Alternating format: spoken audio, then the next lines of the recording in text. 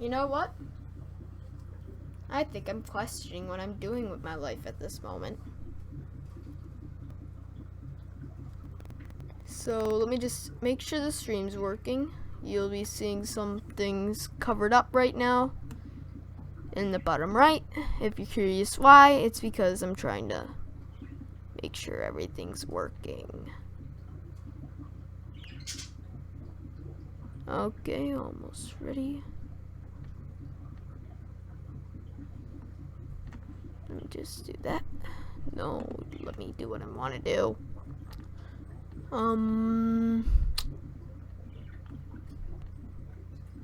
Okay, I'm pretty much ready.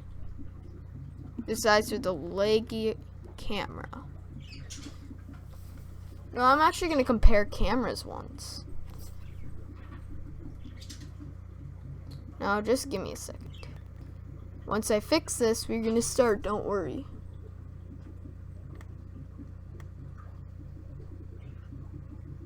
Get there. Get the camera in the right spot. Now, for me, my camera's really smooth, but for you guys, what the heck is that?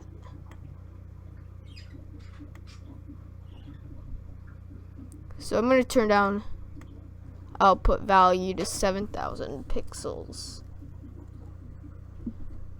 Besides, what kind of good idea would it be to have so much? Whatever, I don't know what I was talking about then, but who cares? Now let's see.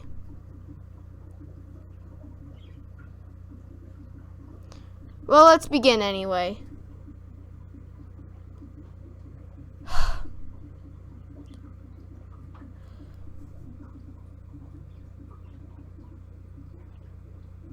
I just had a stroke, sorry about that. But I guess let's begin this Bible reading. A speed run. I'll try to keep my movements to a minimal, just because. No, I'm gonna actually increase your input value really quick, just because you have to have a lower volume or output, but you have to have something.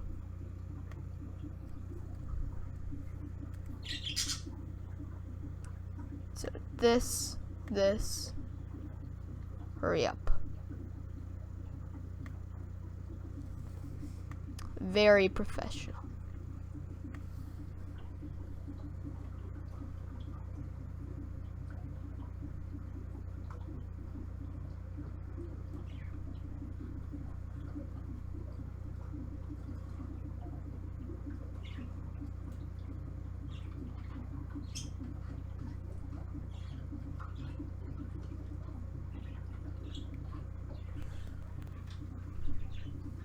Okay.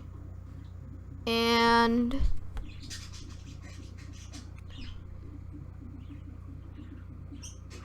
yeah, it'll be good.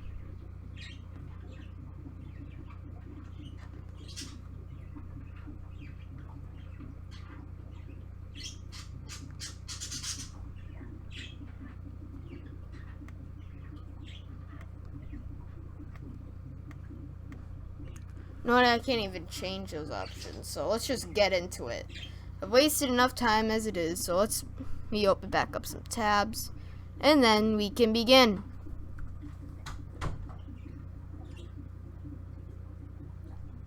We open up that. Make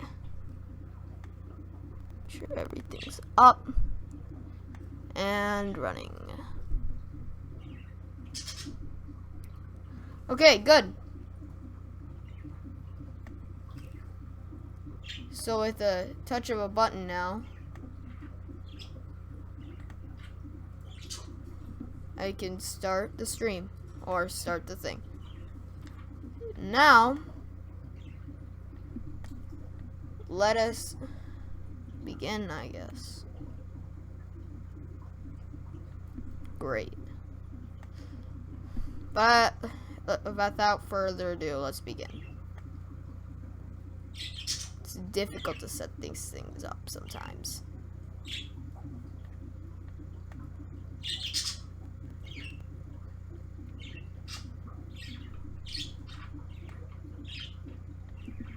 Okay, there.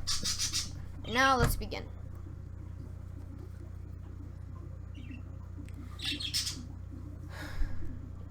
Okay. So as soon as I press a certain button, the whole live stream or the speed run is going to begin. So,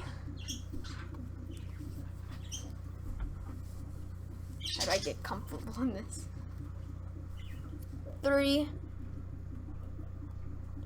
2, 1, go. Okay, it started.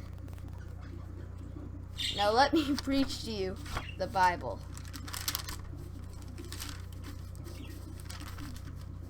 I do not own this Bible, it's a school's.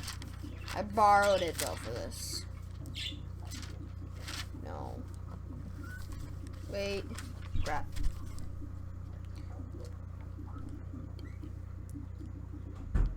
Genesis chapter 1. In the beginning, when God created the universe, the earth was formless and desolate. The raging ocean that covered everything was engulfed in total darkness, and the Spirit of God was moving over the water. Then God commanded, "Let there be light," and light appeared. God was pleased with what he saw. Then he separated the light from the darkness, and he named the light day and the darkness night. Evening passed and morning came. That was the first day. Then God commanded, "Let there be a dome to divide the water and to keep it in two separate places." And it was done. So God made a dome, and it separated the water under it from the water above it.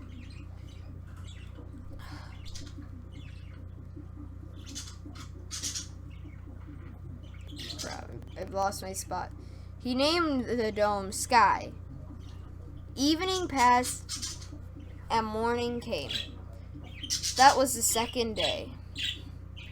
Then God commanded, "Let the water below the sky come together in one place, so that the land will appear." And it was done. He named the land Earth, and the water which had come together he named Sea. And God was pleased with what he saw.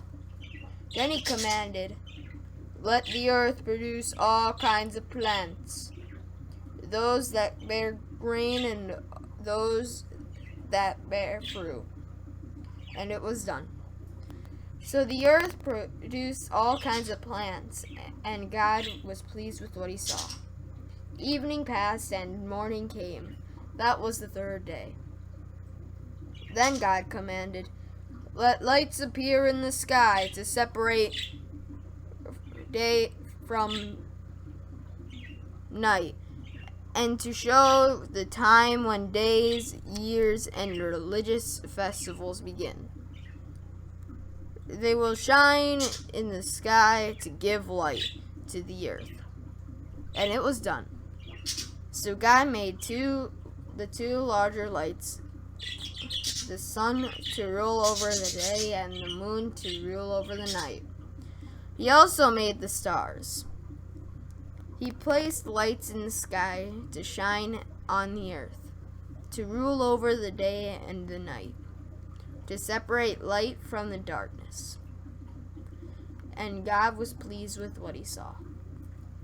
Evening passed and morning came. That was the fourth day. Then God commanded, "Let the water be filled with many kinds of living beings, and let the air be filled with birds." You heard that. I mentioned you birds. Now shut up and let me live stream. So God created the great sea monsters, all kinds of creatures that live in the water, and all kinds of birds. And God was pleased with what he saw. He blessed them all and told the creatures that live in the water to reproduce and to fill the sea. And he told the birds to increase in number. Evening passed and morning came. That was the 5th day. Then God commanded, "Let the earth produce all kinds of animal life, domestic and wild, large and small." And it was done. So God made them all, and he was pleased with what he saw. Then God said, "And now we will make human beings. They will be like us and resemble us. They will have power over the fish, the birds, and all animals, domestic and wild, large and small." So God created human beings, making them to be like himself. He created them male and female, blessed them, and said, "Have many children, so that your descendants will live all over the earth and bring it under control. I am putting you in charge of the fish and the birds, and all the wild animals. I have provided all you to eat, but for all the wild animals and for all the birds, I have provided grass and leafy plants for food." And it was done. God looked at everything he had made. He was very pleased. Evening passed and morning came. That was the 6th day. Okay, chapter 2. Give me the dog! Oh, seriously? No! You're going to festival! No! Don't make me get up! Give me the dog!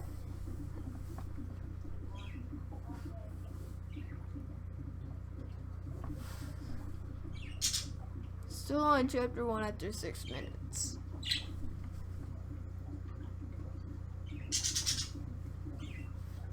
Okay.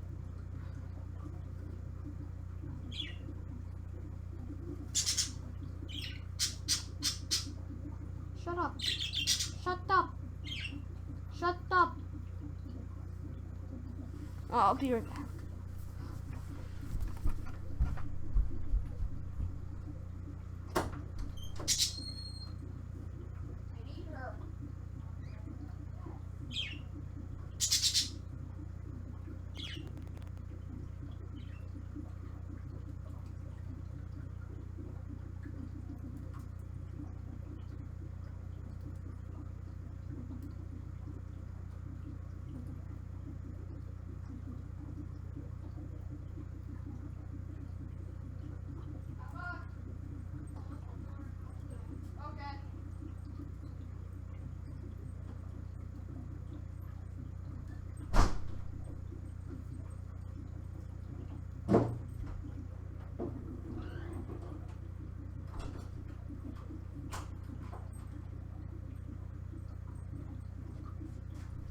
The fact that I'm even managing to read as much as I have so far out loud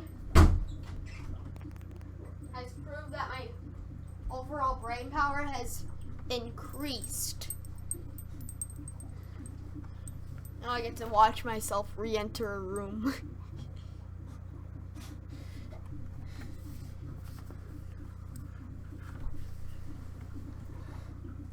Yeah, it's so weird to see myself again. No, I might actually have to move down there. Okay, let me aim the camera a bit lower. Wait for playback.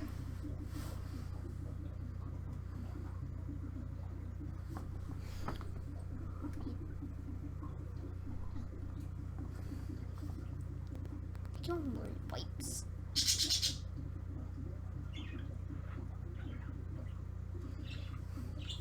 Okay, don't worry, I can still.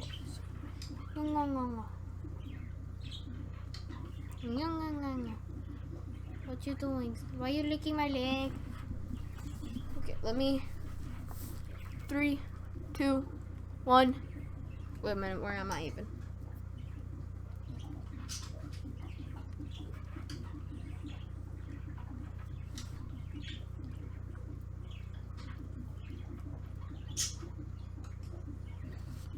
Yeah. Evening passed and morning came. That was the 6th day. Chapter 2. And so the whole universe was completed. By the 7th day, God finished what he had been doing and stopped working. He blessed the 7th day and set it apart as a special day, because by that day had completed his creation and stopped working. And that is how the universe was created. The Garden of Eden. When the Lord God made the universe, there was no plants on the earth and no seeds had sprouted, because he had not sent any rain and there was no one to cultivate the land. But water would come up from beneath the surface and water the ground. Then God took some soil. Oh, I think this is actually explaining how it actually worked. Then the Lord God took some soil from the ground and formed a man out of it. He breathed life, giving breath into his nostrils. Then the man began to live. Then the Lord God planted a garden in Eden. In the east,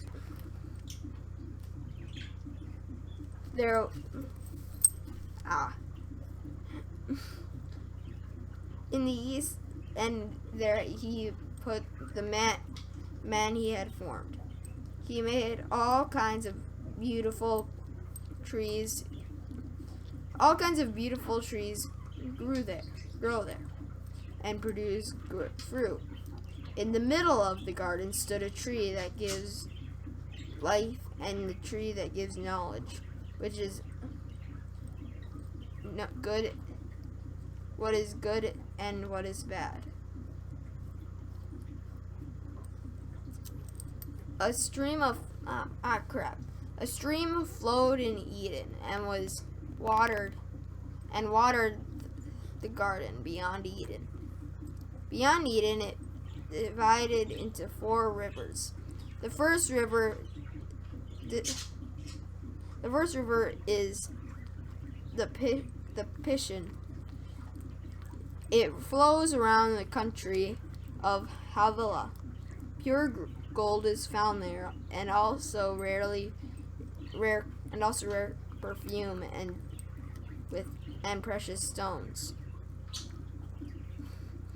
The second river is Gihon. It flows around the country of Cush. The third river is Tigris, which flows east of Assyria. And the fourth river is Euphrates. Then the Lord God placed the man in the Garden of Eden and cultivate it and guard it. He told him, "You may eat fruit of any tree in the garden, except the tree which gives knowledge of what is good and bad. You must not eat the fruit from that tree. If you do, you will die the same day." Did that happen in the book, actually? Help me. This dog is sickening. Then the Lord God said, "It is not good for a man to live alone.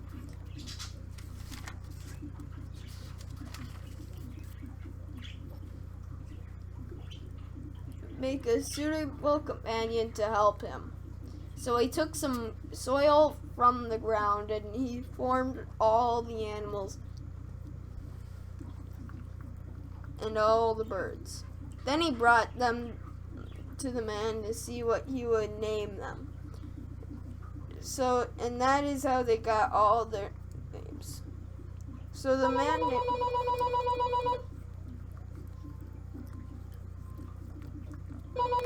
Great.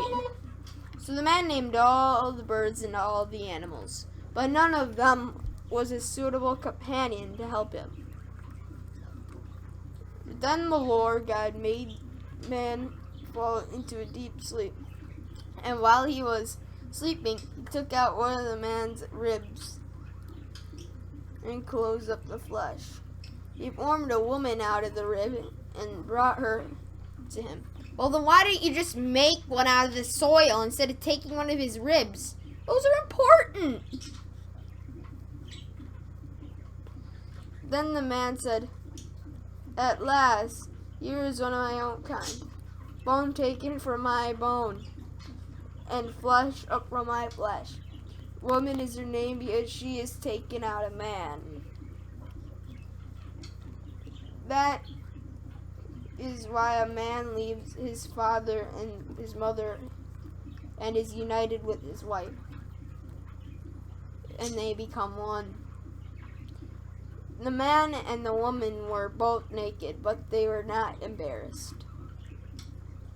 Human disobedience. Chapter 3. Now the snake was the most cunning animal that the Lord God had made. The snake asked the woman, "Did God really tell you not to eat fruit from any tree in the garden? We may eat the fruit of any tree in the garden."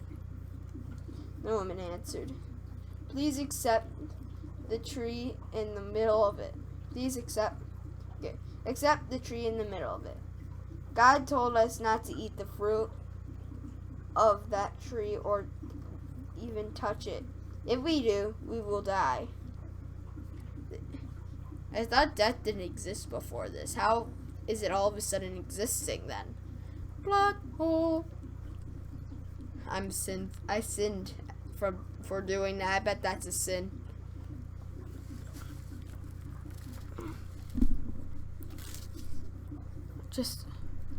I'm moving this. And then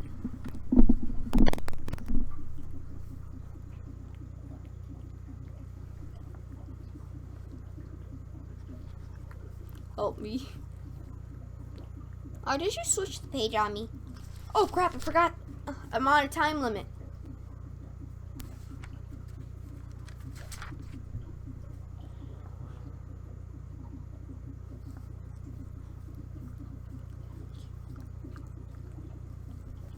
The snake replied, "That's not true. You will not die." God said that because he knows that when you eat it, you will you'll be like a god and know what is good and what is bad. The woman saw how beautiful the tree was and how good its fruit would be to eat. And she thought how wonderful it would be to become wise. So she took some of the fruit and ate it. Then she gave some to her husband, and he also ate it. As soon as they had eaten it, they were given understanding and realized they were naked. So they sewed fig leaves together and covered themselves. Damn, they're smart. Now, I thought being smart was a genetic thing. Ah, crap. Okay, let me set up.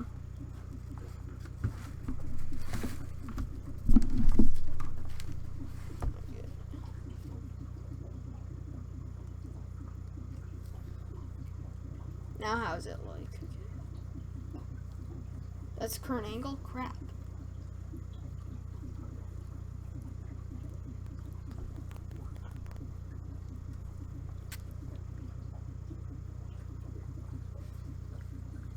Oh wait, Tuesday.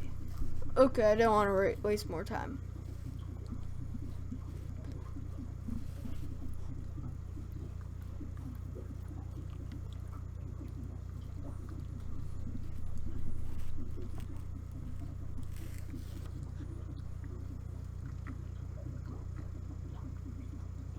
What the frick are you doing? I'm doing beauty bike.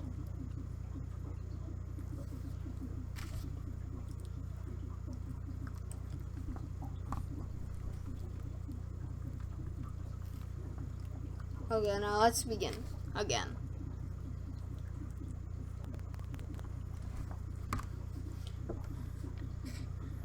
As soon as they had eaten it, they were given understanding and realized that that evening they heard the Lord God walking in the garden, and they hid from him among the trees. But the Lord God called out to the man, "Where are you?" He answered, "I heard you in the garden. I was afraid and hid from you because I was naked." "Who told you that you were naked? Did you eat the fruit from the tree? Did you eat the fruit that I told you not to eat?" The man answered, The woman you put here gave me the fruit, and I ate it." The Lord God asked the woman, "Why did you do this?" She replied, "The snake tricked me into eating it." The stupid dog can't stop licking me.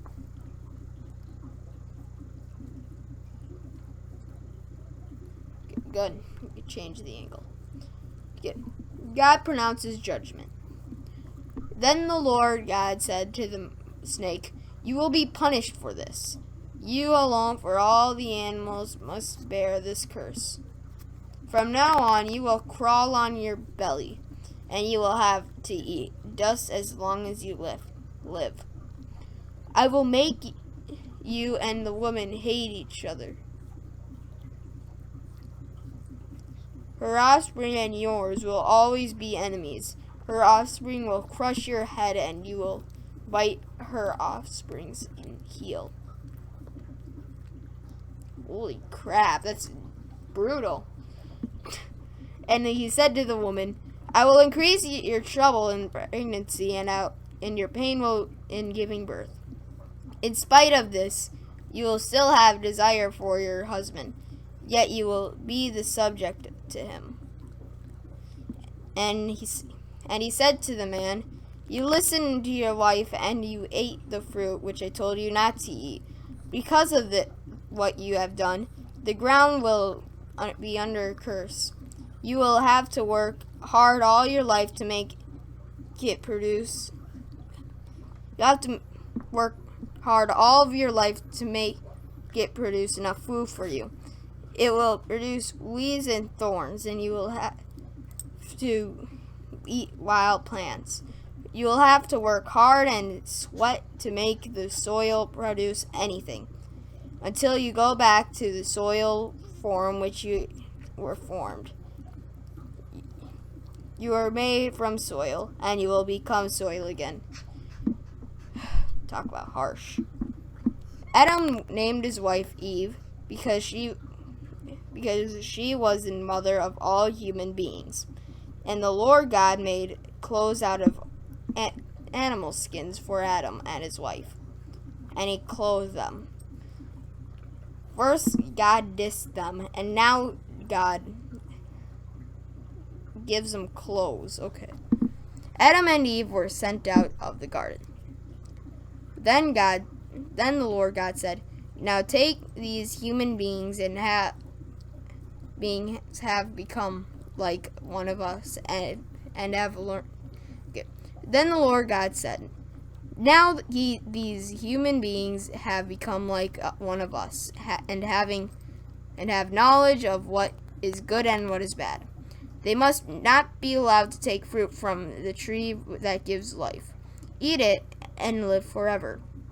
So the Lord God sent them out to the Garden of Eden, and which made cultivate soil from which they have been formed.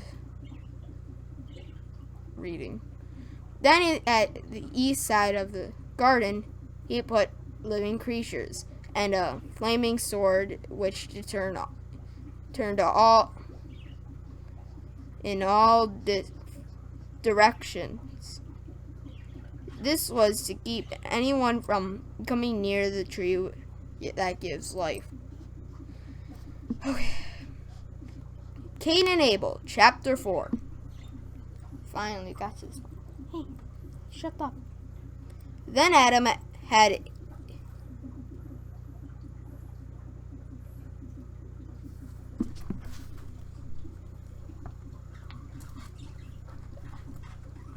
Do I have to read this book? I heard it was violent, but I never knew it would get this bad.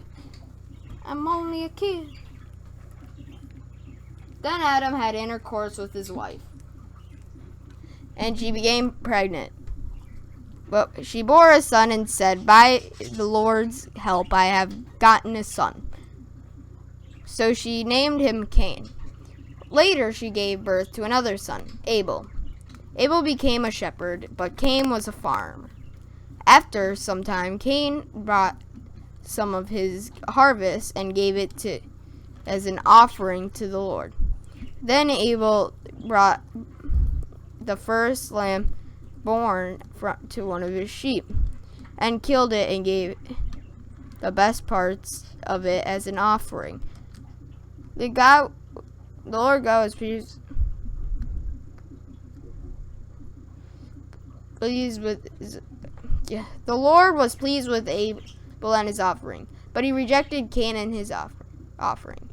Cain became furious, and he scowled in anger. Then the Lord said to Cain, "Why are you angry? Why that scowl on your face? If you had done the right thing, you would be smiling. But because you have done evil, sin is crouching at your door. It wants to rule you, but you must overcome it." Did I just seriously have the timer off the whole time? Oh my goodness. Wow. I just screwed that one up. Later I'll just add 10 minutes to it. Because that's, I guess, how much time it is. I'm only on page 5. After like 26 minutes. Then Cain said to his brother Abel, "Let's go out in the fields." When they were out of the fields, Cain turned on his brother and killed him. The Lord said to Cain, "Where is your brother Abel?" He answered, "I don't know." Am I supposed to take care of my brother?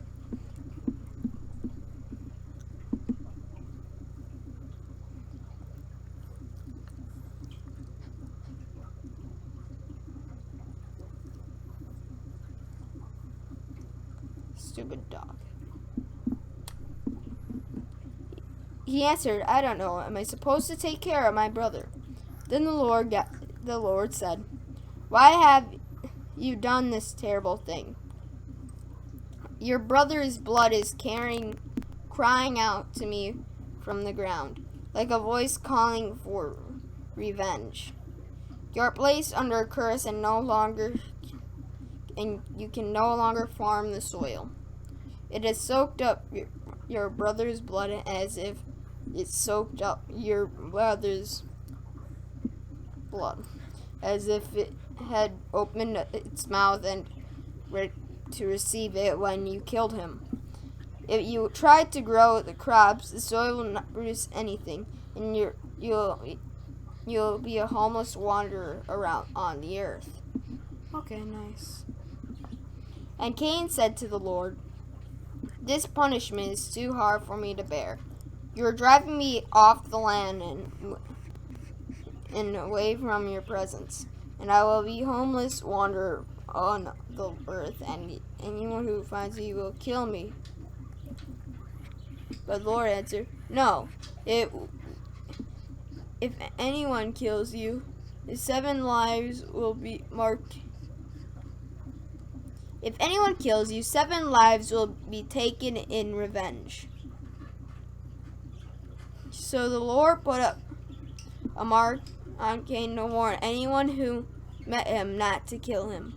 And Cain went away from the Lord's presence and lived in a land called Wandering, which is east of Eden. Okay, we're finally getting somewhere. We're on page 6 still. Hey, it's okay. It's okay. It's okay.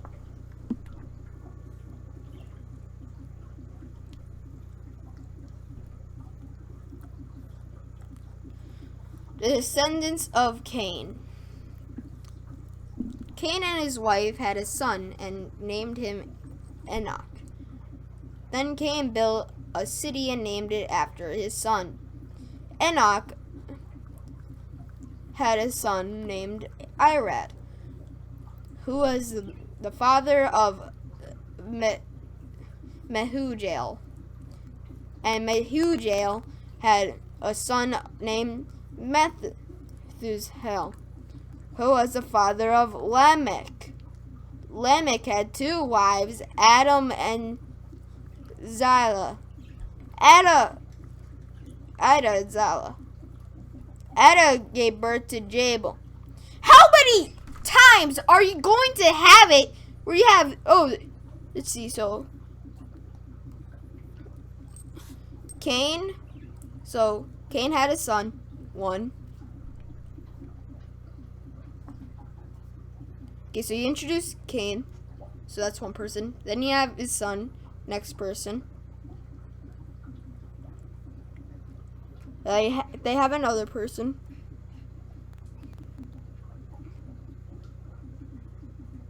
And then they have another person. And then they have another person. And then they have another person. And then they have another person. 7 lifelines in a row. Seriously. Hey, shut up. Don't introduce so many characters.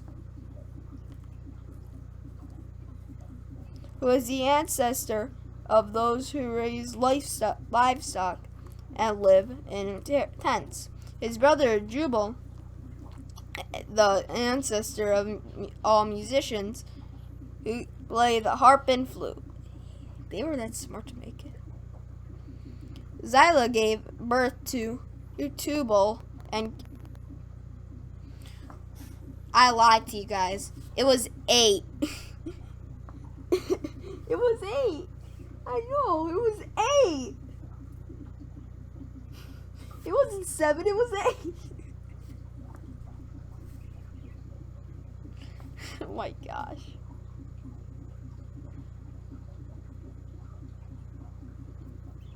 To Tubal Cain, Zillah gave birth to Tubal Cain, who made all kinds of tools out of bronze and iron. The sister of Tubal Cain was Naamah. Well, then why didn't you just introduce them at once instead of just saying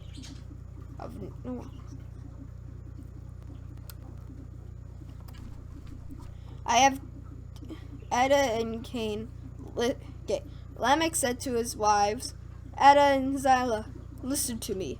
I have killed a young man because he struck me. If 7 lives are taken to pay for killing Cain.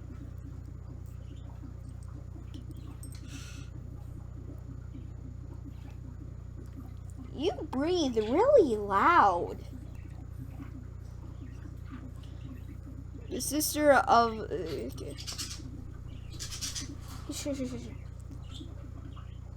The 7 lives are taken to pay for killing Cain.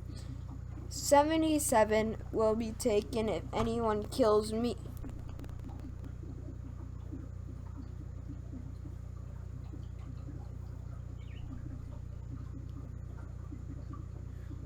Wait, how did you get that number? Was it because there were all together like 10 descendants or whatever? Seriously, 10 descendants. Cain was the first, and then like the last ones or something. That's the only way I can find that. Lamech was where?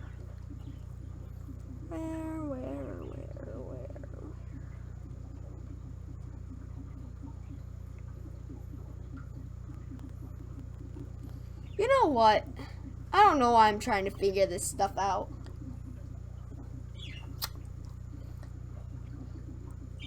I don't get how it's 37. Adam, Seth, and Enosh. Adam and his wife had another son. She said, God has given me a son to replace Abel, whom Cain killed. So she named him Seth. Nice. Seth had a son named Enosh. It was... Ow. Oh, little thinker. Well, look, I want to here. Promise me you won't want to write. Piper, this is a stream. Stop. You can't leave. You stay here.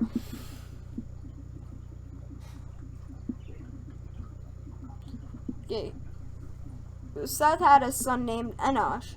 It was then that people began using Lord's holy name in worship. Okay. The descendants of Adam.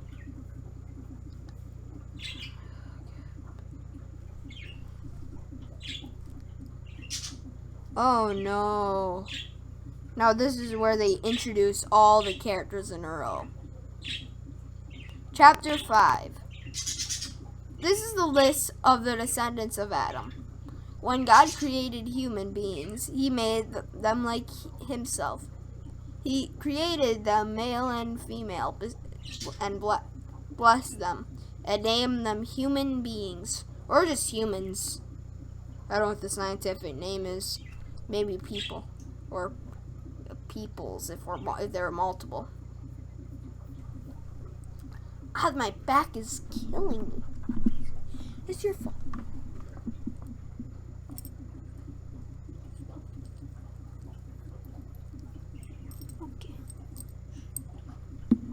Okay, let's do this. When Adam was 130 years old, maybe blessed means they could live till like 130 years old.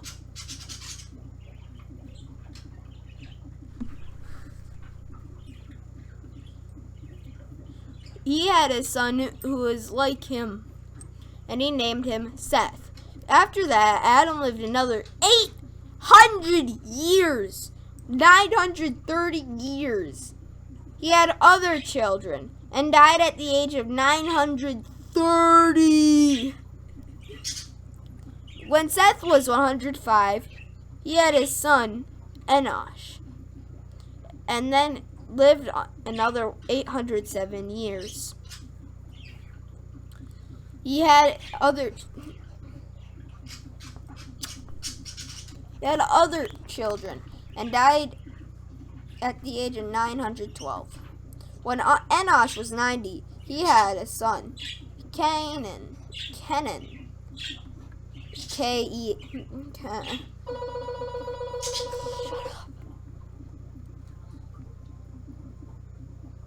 When Kenan was 70, he had a son, Mahalalel.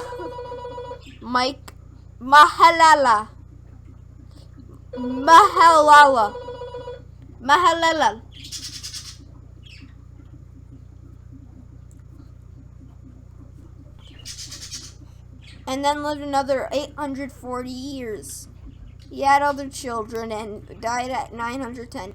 Name all the children. What are you doing? Oh crap. Is the stream crashing? My stream might be crashing. I have to make sure.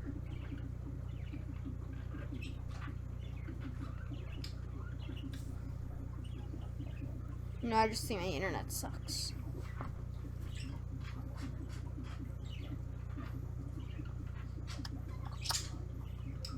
That time I gave you 2 guesses. Could you stop with that? I love you, but still.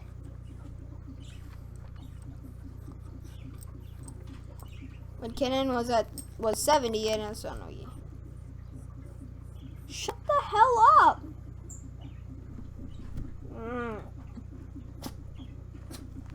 My face, my legs. Stop sneezing on me.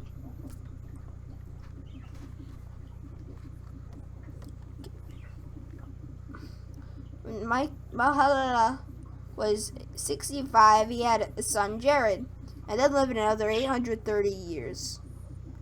He had other children, died at the age 895. When Jared was 162, he had a son, Enoch. Actually, his wife did.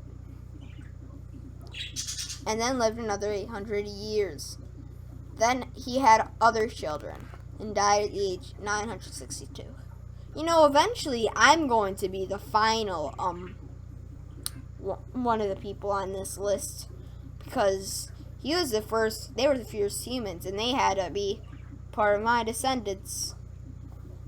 So that means everyone's my cousin. Deal with it.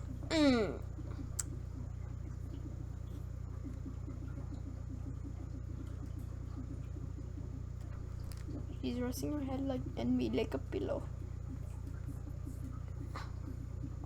When Jerry was 162, he had a son, son Enoch, and then I've lived another 800 years. He had other children and died at the age 962. When Enoch was 65, he had his son, Methuselah. After that, Enoch lived in a fellowship with God for 300 years and had other children. He lived to be 365 years old. He spent his life in fellowship with God, and then he disappeared because God took him away. What does that mean? Piper, what does that mean? What? Stop it. You're ruining my pillows. Ow, my back hurts. That's your fault.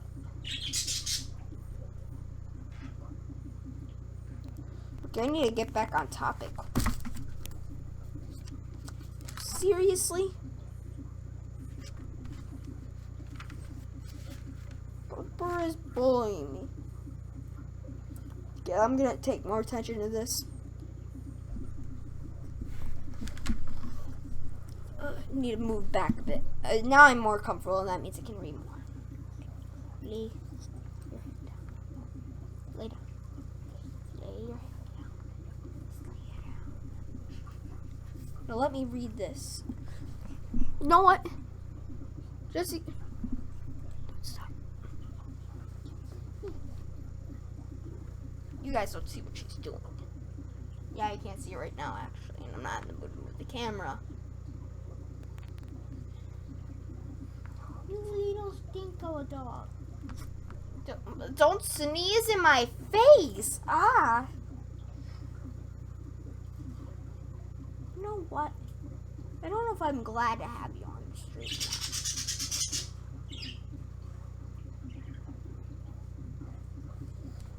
now. Okay.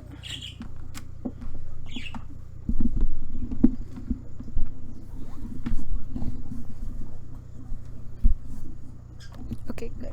So she's right there. I'll be right here reading this thing. So 3, 2, 1, go.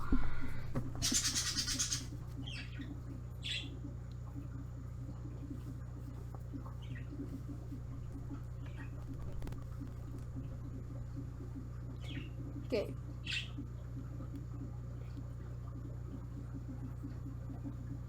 When Methuselah was 187, he had a son named Lamech.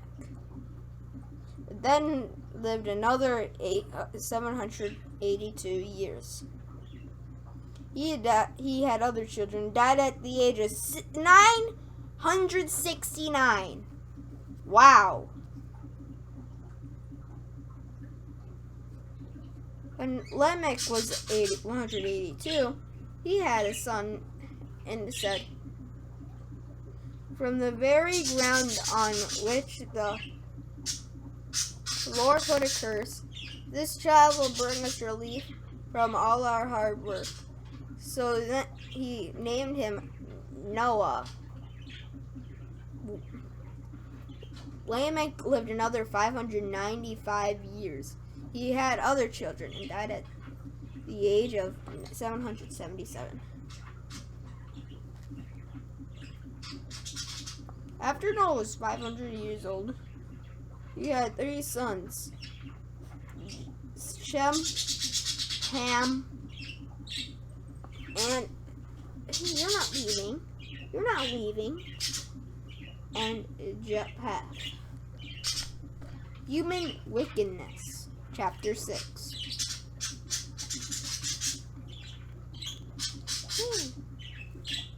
What is it? Come me. Here, I'll make this more comfortable for you, and then you stop. Got it? Good.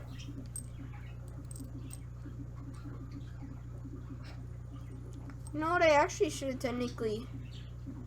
Crap! I should have done the first split first moment I started. Well, let me just. There.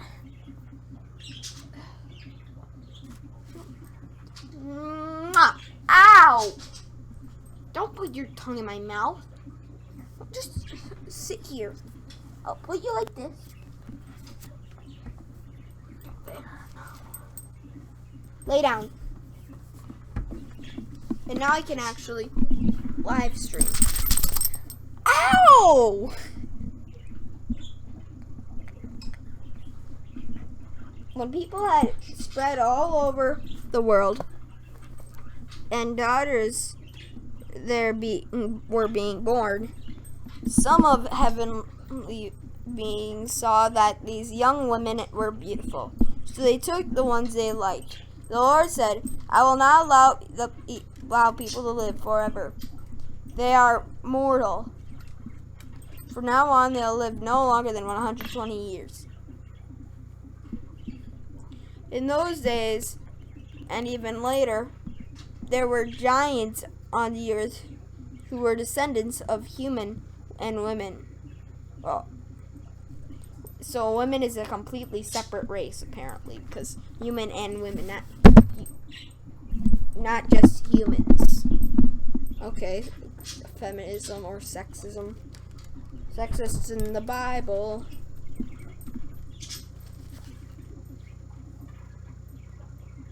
I'm pretty sure someone lived to be 123. Hey, come here. Get away from the frog cage.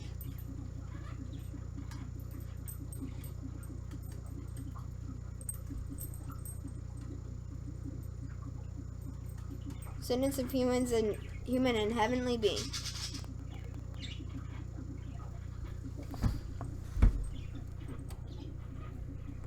I'll just have it there. Made me change my camera angle. This stupid dog is trying to screw up this live stream. I bet that there's another live stream from a popular YouTuber going on right now, so no one's watching because of that. Look at that live chat feed. Look at that, like, wow. Oh,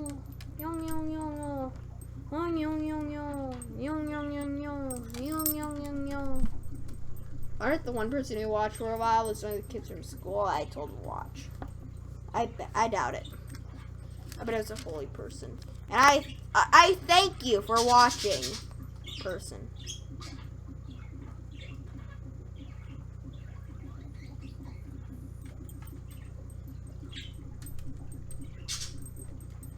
Okay. They were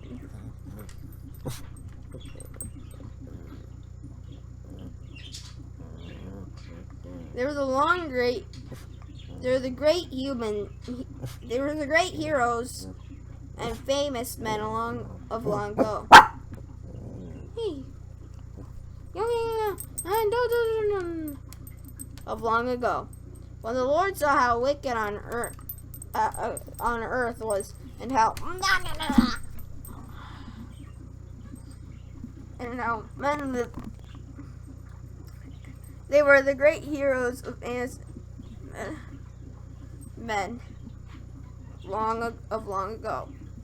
When the Lord saw how wicked everyone on earth was and how evil their thoughts were all the time, He was sorry that He had ever made them and put them on earth. He was so filled with regret that He said,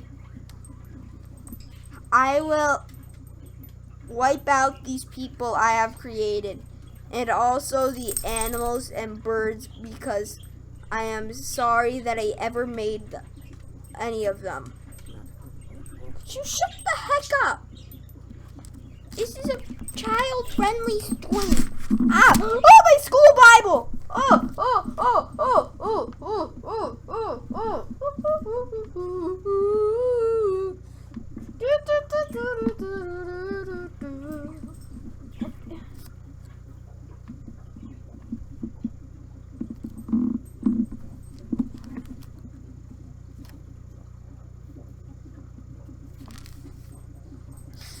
Oh, stupid dog.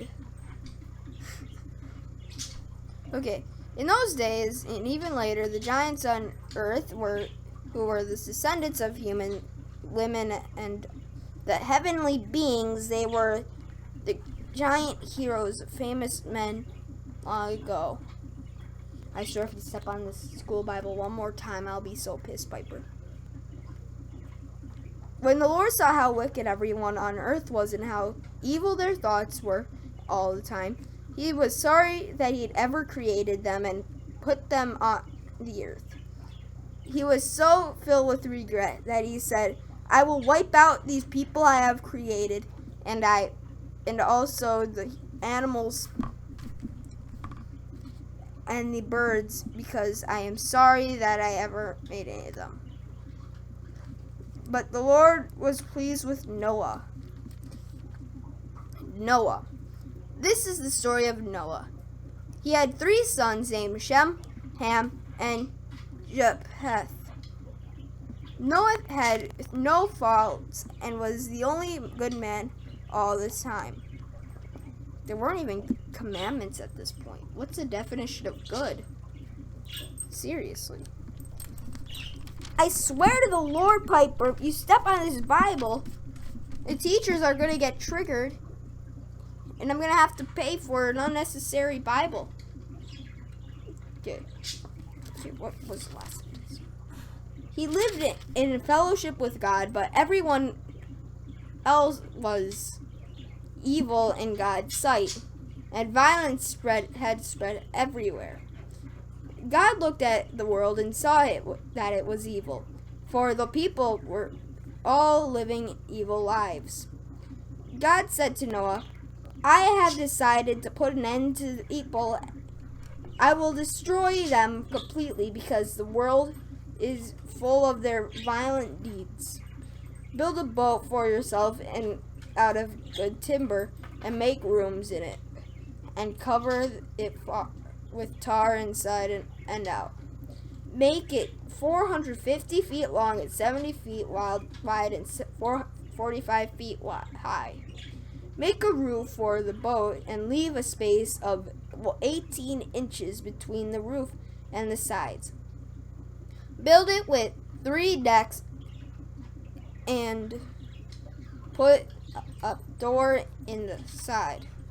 I am going to send a flood on earth to destroy every living being. Everything on earth will die, but I will make a covenant for you, explains Fish. Go on the boat with your wife, your sons, and their wives. take it into the boat, and you may, and you know what? If you want to get down so badly, here, you're gonna annoy me so much, and I'll do it just so I can feel good. Okay, now let's get back to this already, because I'm so sick of having... Oh, you just want to leave. Okay, fine. I'll just get out of my sight. I'm so sick of you stepping on my school Bible.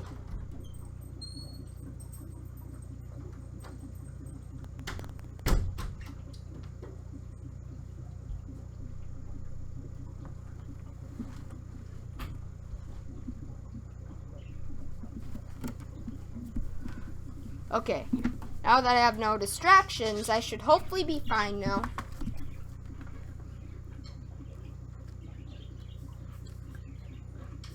Okay, let's put this here.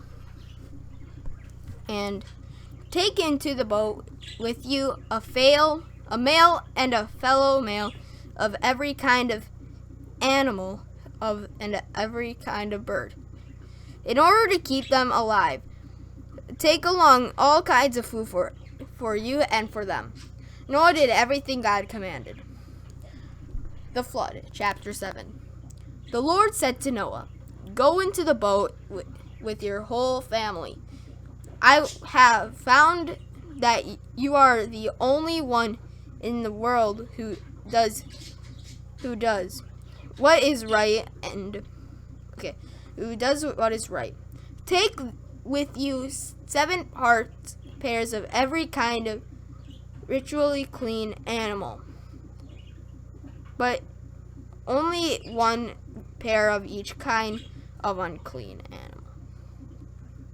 Take also 7 pairs of each kind of bird.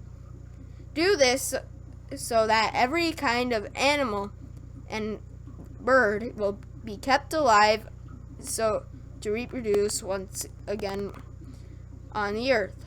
7 days from now, I am going to send rain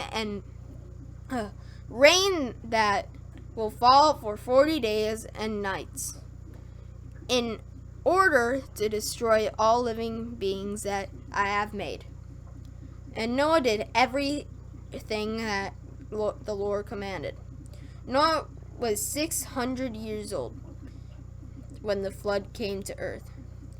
He and his wife and his sons their wives went on the boat into the boat to escape the flood. A male and a female of every kind of animal and bird, whether ritually clean or unclean, went into the boat with Noah, as God had commanded. 7 days later, the flood came.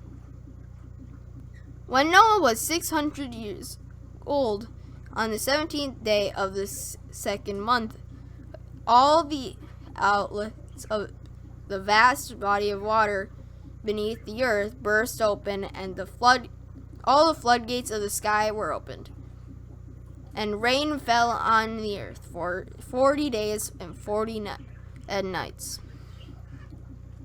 On that same day, Noah and his wife went into the boat with their 3 sons, Shem, Ham, and Japheth.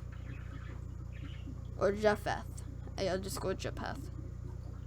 And their wives. With them went every kind of animal, domestic and wild and large and small, and every kind of bird. A male and a female of each kind of living being went into the boat with Noah, as God commanded. Then the Lord shut the door behind Noah. You know what?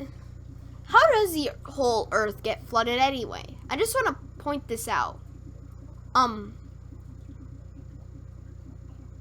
the world does that happen? Because there's always the same amount of water on earth. Or in existence, really. Or it's all the water particles. So how does that work? It couldn't flood the earth unless all the icebergs melted, but that wouldn't get all the way flooded. Plot hole. Has God a command again? A male and female. Okay. As God. Okay. The flood continued for 40 days, and the water became deep enough for the boat to float.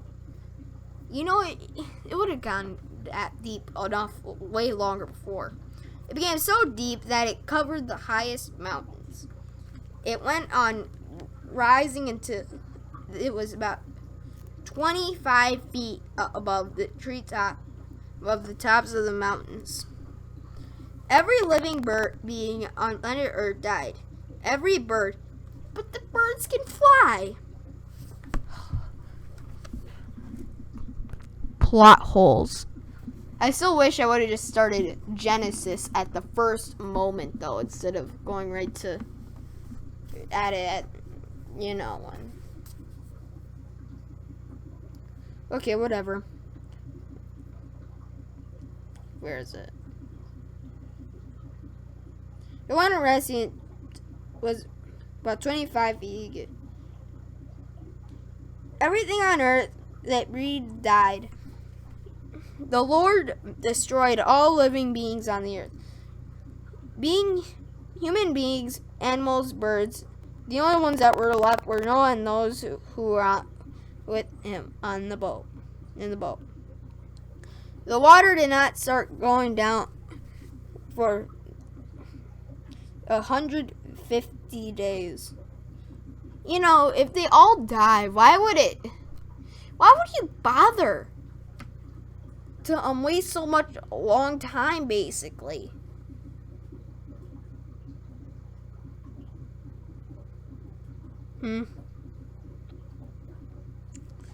Waste so much. Why do you bother waste so much time with their lives on the boat? They would eventually run out of food by doing that thing where they had it so long or whatever. Whatever. Just let's get this. The outlets of the water beneath the earth and the floodgates of the sky were closed. Thought someone was there. Never mind. I'm just stupid. The outlets of the water began beneath the earth, and the floodgates of the sky were closed. The rain stopped, and the water gradually went down for 150 days.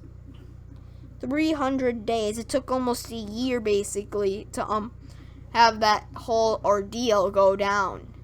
Actually, it was a year, because the water started rising a long time before. So 1 year of their lives were wasted on a boat. Wow.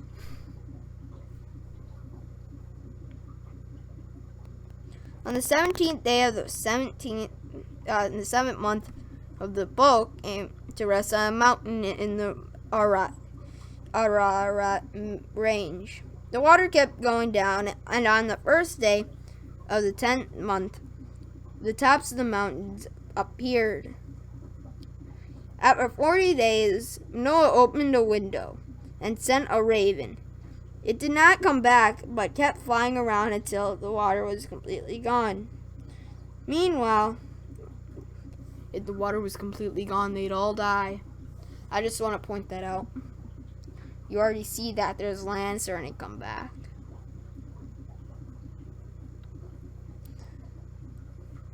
After a year. Meanwhile, Noah sent out a dove to see if the water had gone down. You know, you could see it from where you guys were if you could tell that the water was gone down a bit or whatever, because you could see the mountain tops. Wow. After 40 days, meanwhile, but since the water still covered land, the dove did not find a place to light. It flew back to the boat, and Noah reached out and took it in. He waited another 7 days and sent out the dove again. It returned to him in the evening with a fresh olive leaf in its beak. So Noah knew that the water had gone down. Besides that, you could see it go down. Then he waited another 7 days and sent out the dove again. This time it did not come back. When Noah was 601 years old, on the... You know what?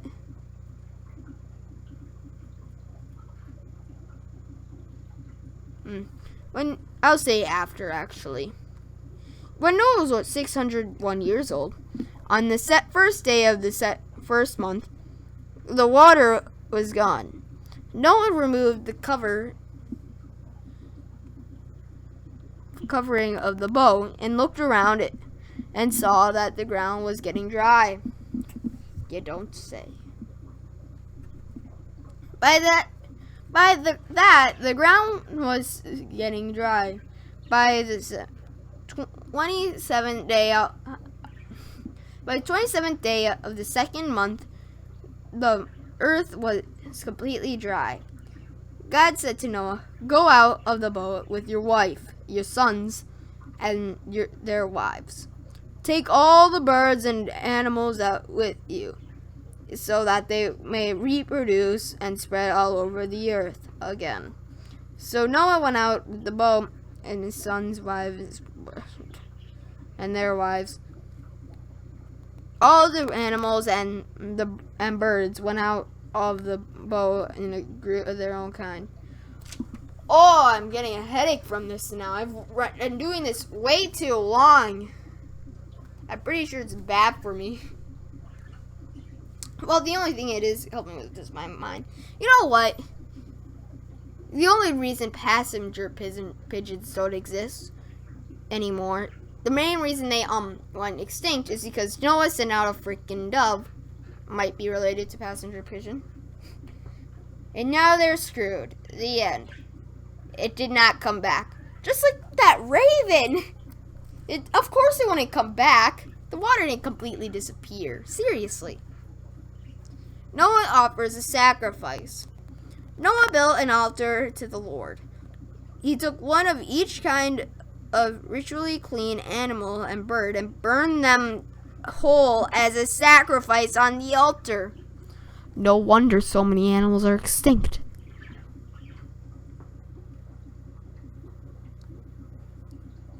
The odor of the sacrifice pleased the Lord. And he said to himself, "Never again will I put the..." You know what? That's just as evil as what the hell the other people were doing. Seriously. You're killing innocent animals. One of every kind after a whole bunch were knocked out. Seriously, that'll make them not possible to reproduce.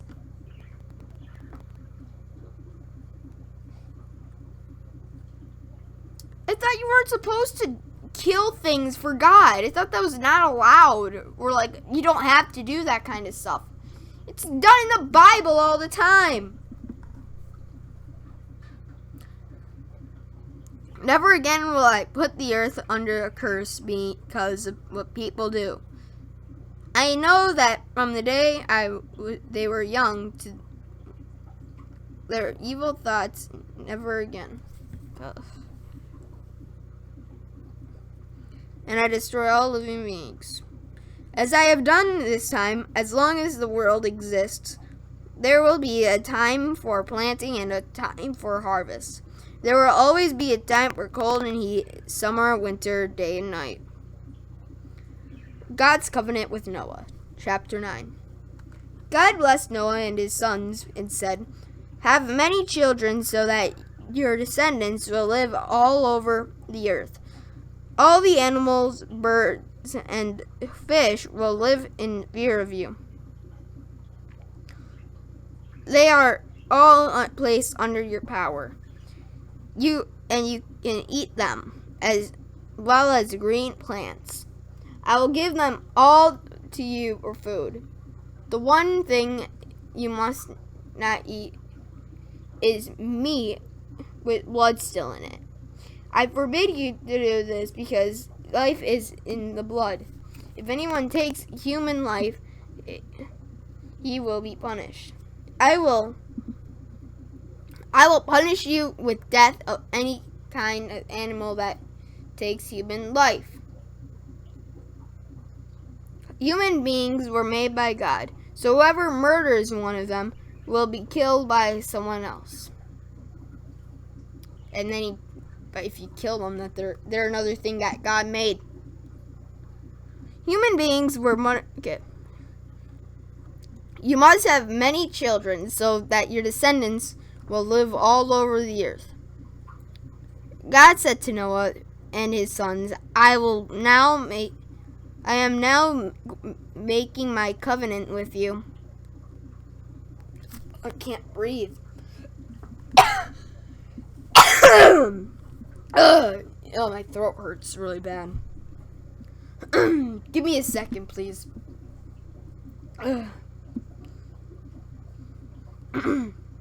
Okay. You must have many children so that your descendants will live all over the earth. God said to Noah and his sons, am now making my covenant with you and with all your descendants, and with all living beings, all birds and all animals, and everything that came out of the boat with you. With these words, I'll make my covenant with you. I promised that I'll never again. My dog's barking.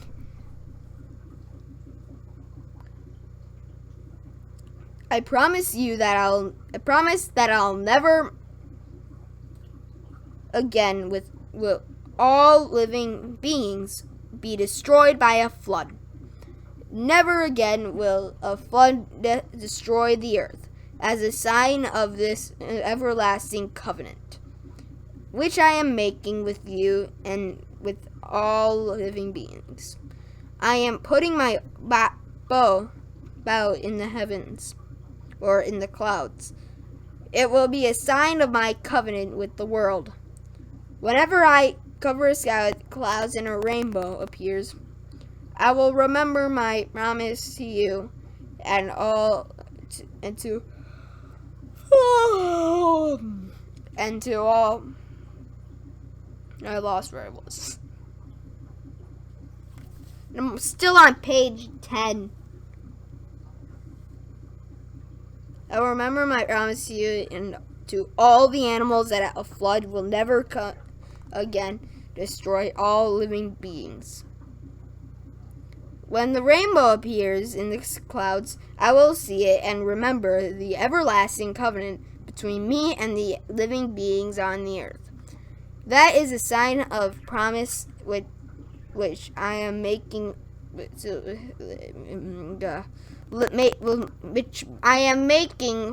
to all living beings. Noah and his sons. The sons of Noah who went out of the boat were Shem, Ham, and Japheth. How many times am I going to have to say those three names because you keep mentioning them? Ham was the father of Canaan. Okay. These three sons of Noah were the ancestors of all the people on earth. And that means everyone on earth is my ancestor before Noah. Because they all breeded with... No, don't make me think about that, actually.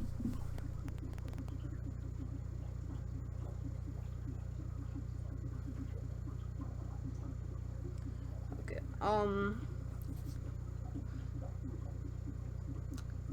let's do this more, I guess. Noah, who was a farmer, was the first man to plant a vineyard. After he drank some of the wine, he became drunk, took off his clothes, and lay naked in his tent. When Ham, the father of Canaan, saw that his father was naked, he went out and told his two brothers. Then Shem and Japheth took a robe and held it behind them on their shoulders as they walked toward the tent and covered his father, keeping their faces turned away so as not to see him naked. When Noah sobered up, he learned about his younger son. He said,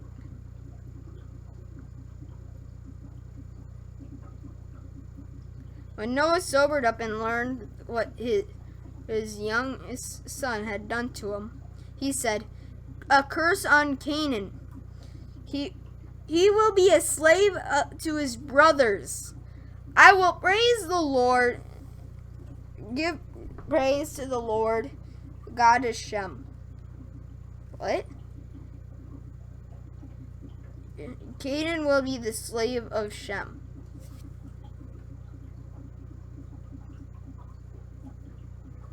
Because someone put clothes on him. His son gave him clothes.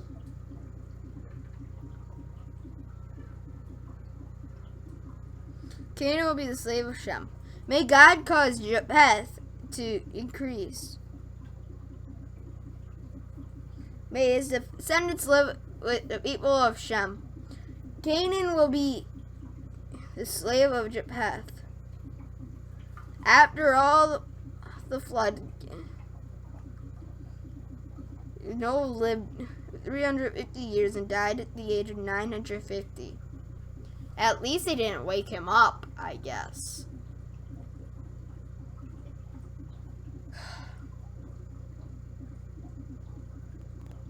I don't know, to be honest, about that story.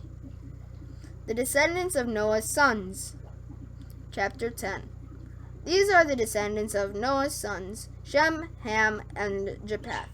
These three sons had sons after the flood. The sons of Japheth, Gomer, and Magog, Madai, Javan, Tubal, Meshech, and Tyrus were the ancestors of the people who bear their names.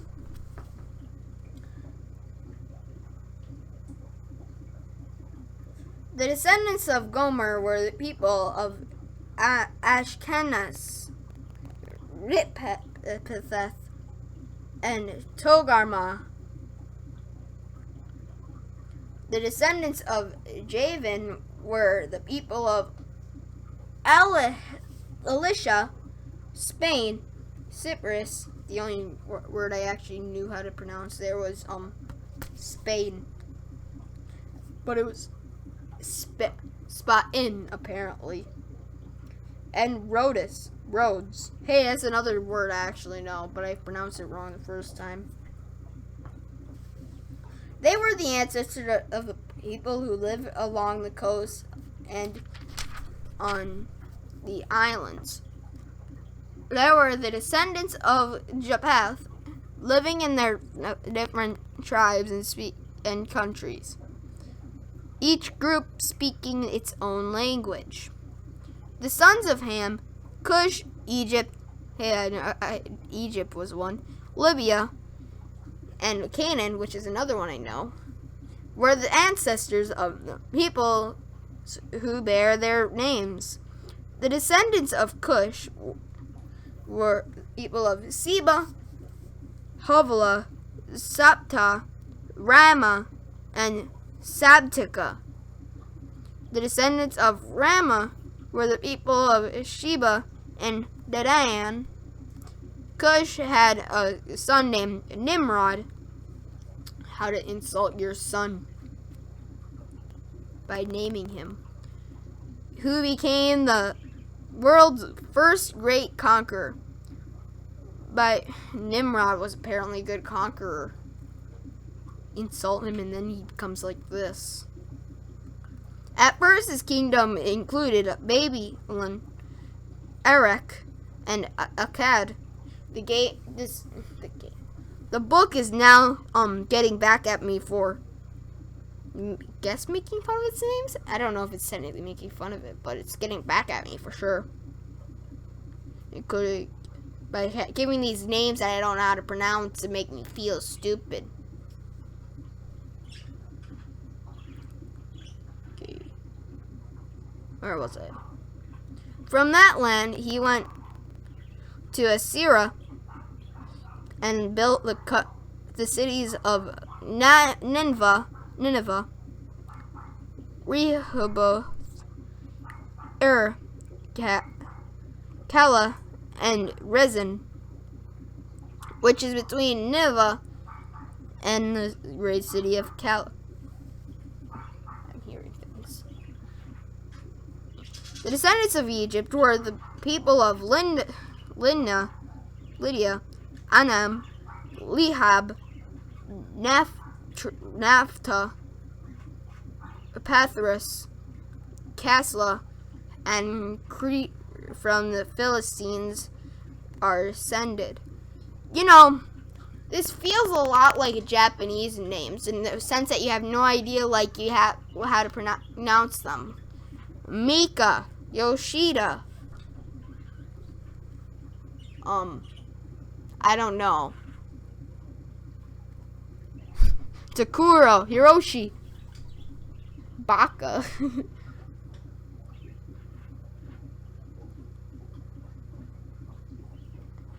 I don't know any kind of cliche anime character names.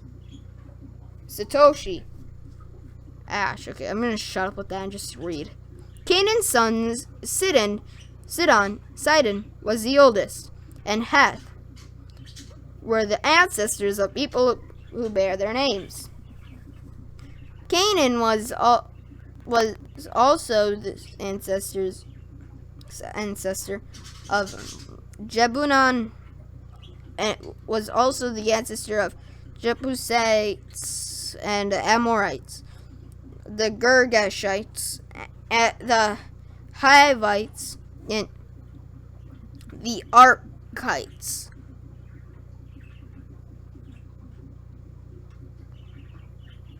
Okay. The Sinites, the Avarites, Zemarites, and the Hamathites. The different tribes of the Canaanites spread out until the... You know what? I need my parents to buy me popsicles because my throat is starting to get sore from this. I'm only 12 pages in. I'm still on Genesis. I still am annoyed by the fact I didn't get paid on whatever. Canaanites spread out until the Canaanites' border reached the Sidon southward to Gerar near Gaza, and eastward to Sodom, Gomorrah, Admah, and Zeboim near Lasha. These are the descendants of Ham, living in their different tribes and speaking countries. Each group speaking its own language. I thought they're all... You know what? Plot hole. I just want to point this out. I'm just going to take a break for a second. My throat is killing me. And I mean killing me. Why do they speak different languages? I thought they were all supposed to speak the same languages until something happened where I don't know what the story was with it, but who cares? I want to lay down a bit. I don't know why. I'm just really tired. My throat hurts for peeps' sake. I've been reading this crap so long. I'm only on page 12, and my freaking throat feels like I'm going to die.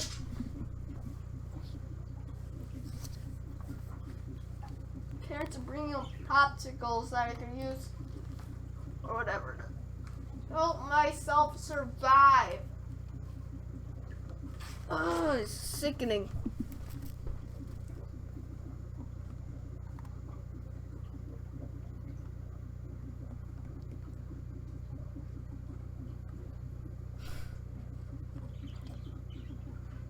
I'm gonna keep reading. My throat still really hurts, don't get me wrong. Shem, the older brother of Japheth, was the ancestor of all the Hebrews. Shem's son, Elam, Asher, Arpachshad, Lud, Aram were the ancestors of the people who bear their names. The descendants of Aram were the people of Uz, Hul, Gither, and Meshech. Apreshad was the father of Shelah, who was the father of Eber. Eber had 2 sons. One was named Peleg because during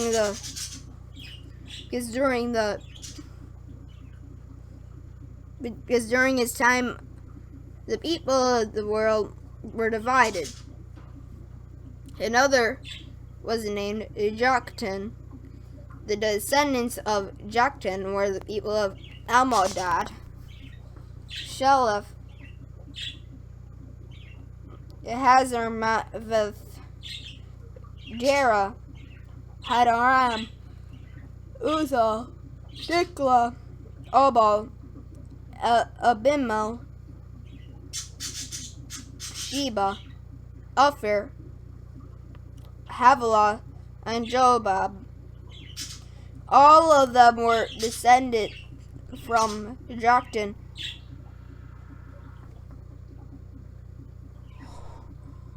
What the hell was that? Was that the frogs? It sounded like a demon. It sounded like that. I'm sorry. Please don't help me.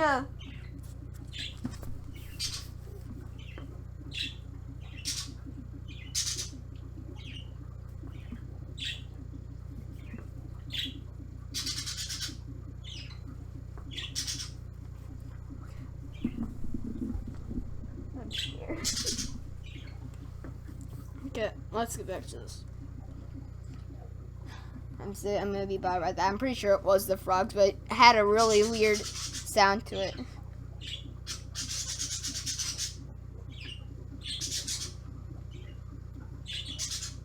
Okay. These are the descendants of Shem. Obal, Obimia, Sheba, Ophir, Havilah, and Jobab. All of them were descended from Joktan.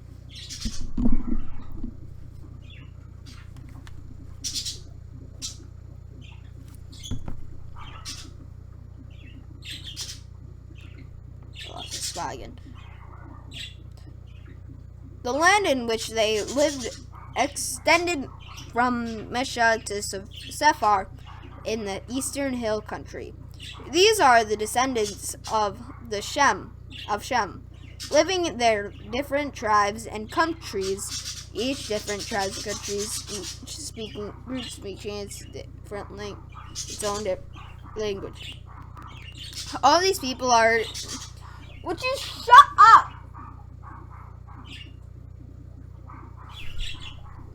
I'm gonna stop them. All these people are descended of Noah, nation by nation, according to their different lines of descendants. After the flood, all the nations of the earth were descended from the sons of Noah. Okay, now we're at the Tower of Babylon. The Tower of Babylon, chapter 11. Still not chapter, it's page 12. At first, the people of the whole world had only one language and used the same words. As they wandered about in the east, they came across to a plain in Babylonia, and settled there. They said to one another, "Come on, let's make bricks and bake them hard." So they had bricks and made well with tar and helped to hold them together. They said, "Now let's build a city, a tower that reaches the sky, so that we can make a name for ourselves and not be scattered around all over the earth." Then the Lord came down to see the city and the tower which they had built, and he said, "Now then, these are the people that they speak one language. This is the beginning of what they are going to do. Soon they will be able to do anything they want. Let us go down and mix up their language so that they will not understand each other." So Lord scattered them all over the earth, and they stopped building the city. The city was called Babylon, because there was mixed up language of all. Why? Yeah, I'm gonna just say something else, and also I'm gonna go over to get that dog to shut up. But here's the thing.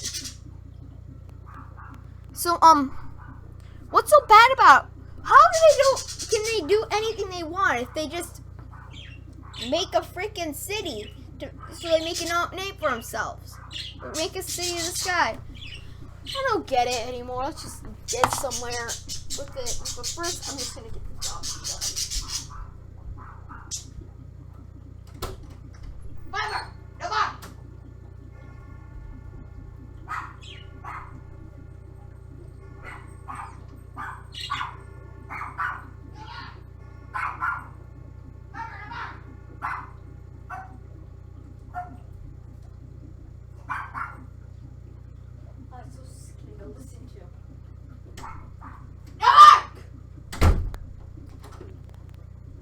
No, that's not animal abuse. If you're curious why I was doing that,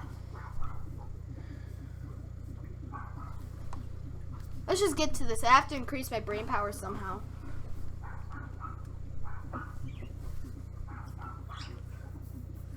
The descendants of Shem. These are the descendants of Shem.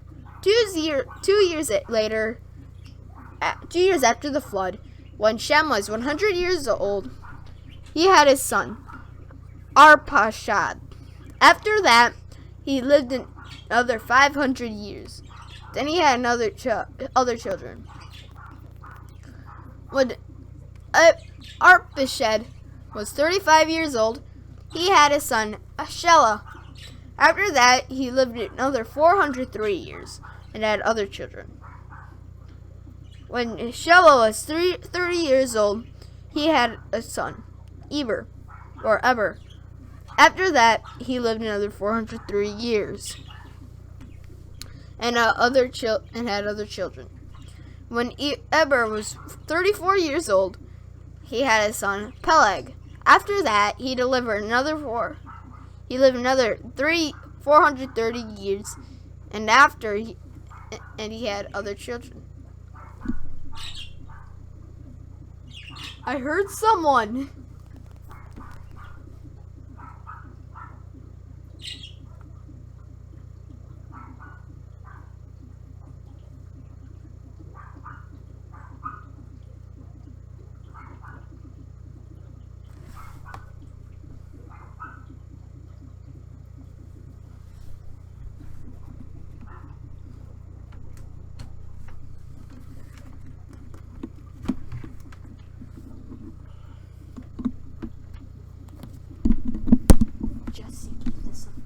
Actually here that I don't want.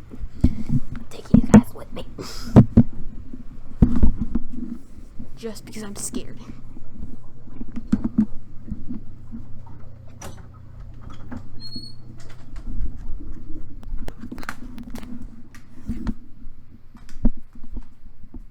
What's that, Piper? Are you barking? No, I just feel like I'm stupid. I'm not going any farther, just so you guys don't see anything outside. But there's no one here. Piper was just super stupidly barking all the time. And just... Did you guys get unplugged? Seriously? No, you didn't actually. Okay, good. I'm gonna read one more chapter, then I'm gonna be done. Because I can't stand reading this crap right now.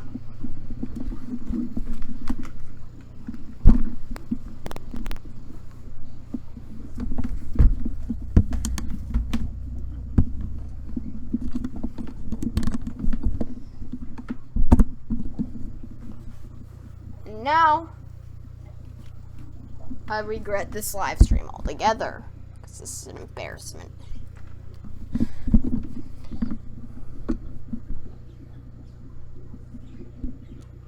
When Peleg was 30 years old, he had a son, Reu. After that, he lived another 209 years and had other children. When Reu was 32 years old, he had his son, Serug. After that, he lived another 207 years and had other children. When Serug was 30 years old, he had a son, Nahor. After that, he lived another 200 years and had other children. When Nahor was 29 years old, he had his son, Terah. After that, he lived another 119 years and had other children. After Terah was 70 years old, oh my gosh, I swear if I have to listen to that talk. After that, Terah was 70 years old, he became the father of Abram, Nahor, and Haran. I'm gonna read one more page till read 13 pages altogether, get to page 14. So I'm just finish chapter 11. The descendants of Terah. These are the descendants of Terah, who was the father of Abram. Nahor and Haran.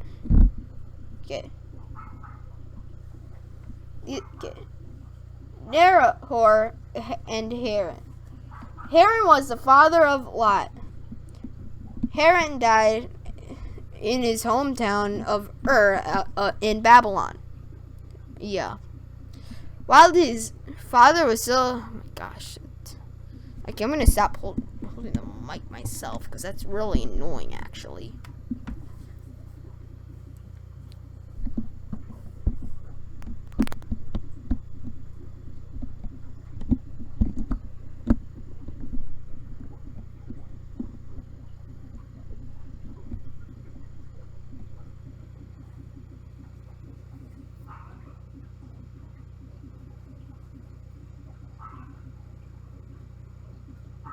Terah took his son Abram, his grandson Lot,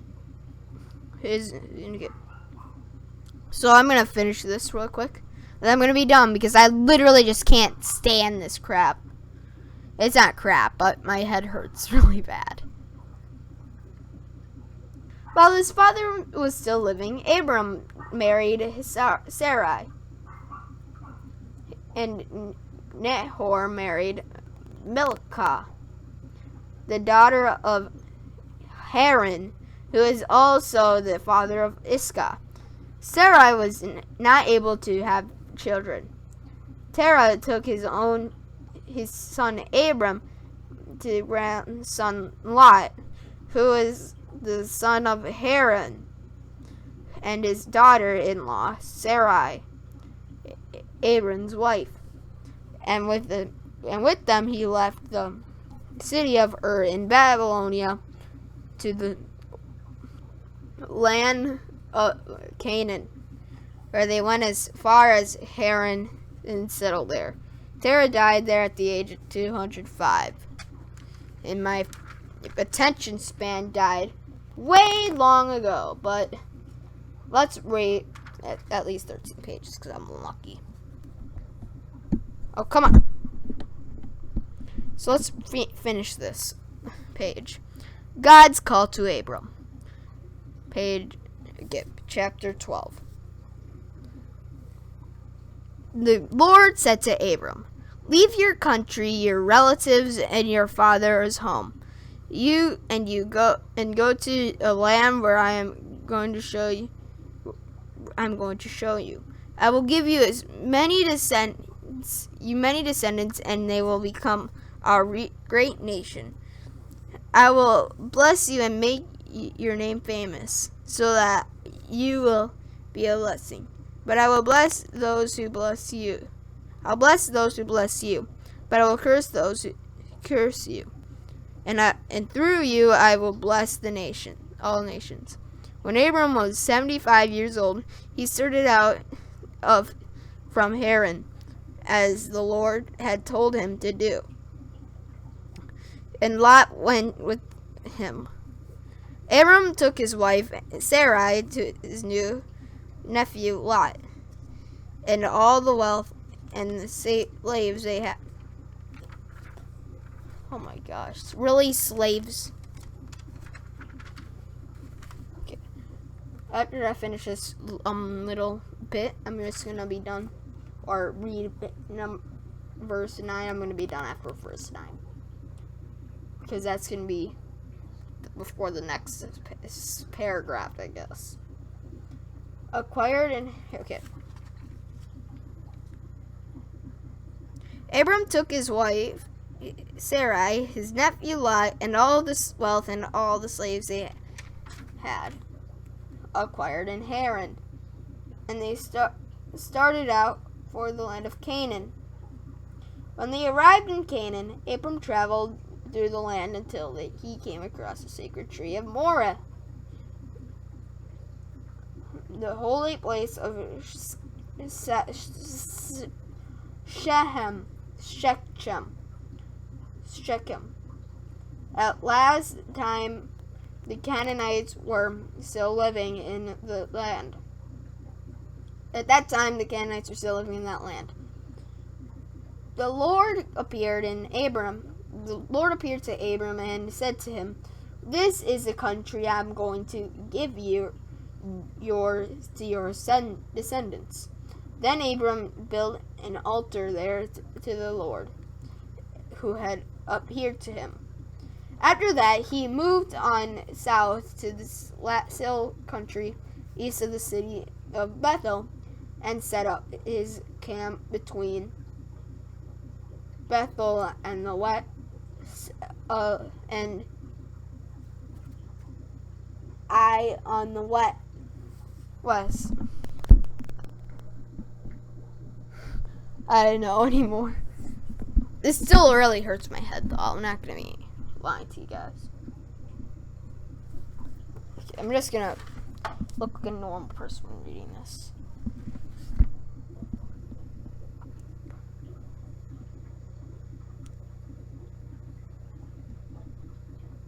After that, he moved on to the south hill country east of the city of Bethel, and set up his camp between Bethel and on the west of Ai on the east.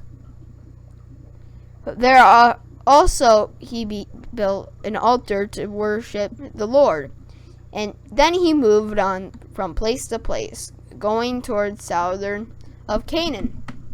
And thus,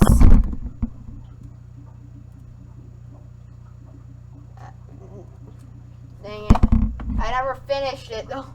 I didn't finish. Wait.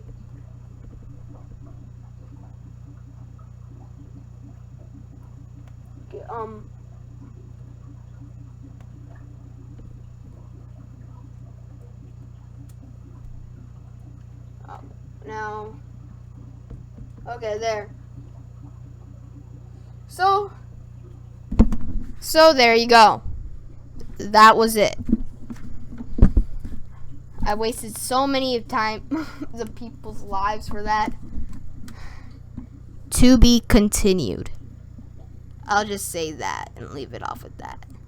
And with that, I say, like, comment, subscribe. I just wasted my life. But it was for the Lord, so it was worth it. The end, I guess. Okay.